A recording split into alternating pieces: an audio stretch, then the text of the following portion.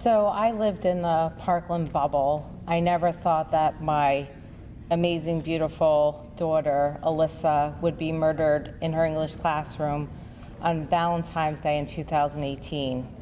Alyssa was shot 8 times in her English classroom, and I miss her so much and wish Alyssa was here. She should still be here. She should be a senior in college right now.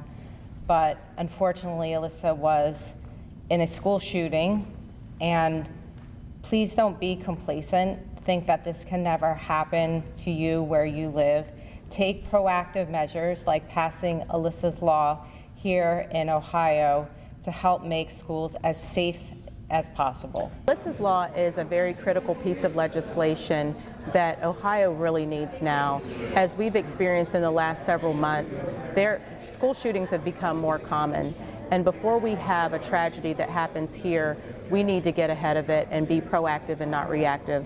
I had the opportunity and privilege to meet Lori at a conference that I was attending, and it was in Colorado. And it was amazing to be able to meet her and hear her story. And I immediately said, I want to champion that in Ohio. And so we've been working together, and we're looking forward to seeing this become law in Ohio. So the panic button could be like this, a wearable panic button. This was the panic button that was used at Appalachia High School, which helped to save lives. If it's a medical emergency, the button is pushed 3 times. And if it's an active shooter situation, it's pushed 8 times or more. This way, the school goes into lockdown, and everybody can get out of the view from the door if they're in their classroom. If they're on the football field, they can run off campus.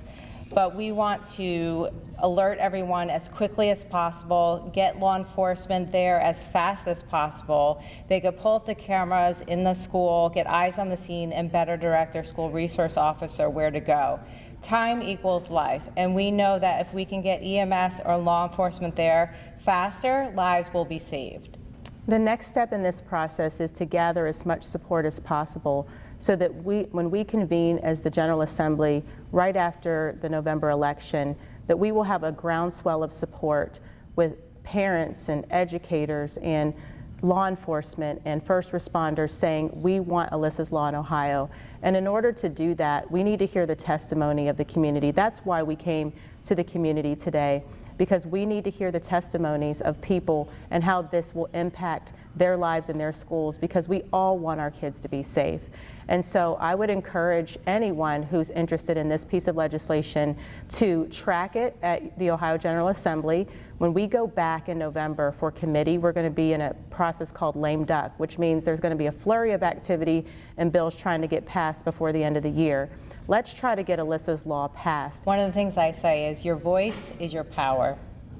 And so we need parents to speak to their legislators, tell them how important it is that their child has their panic button in their school, that we pass Alyssa's law here in Ohio. So this is a standard level school safety protection. So we empower our teachers to press that button and know that help is on the way.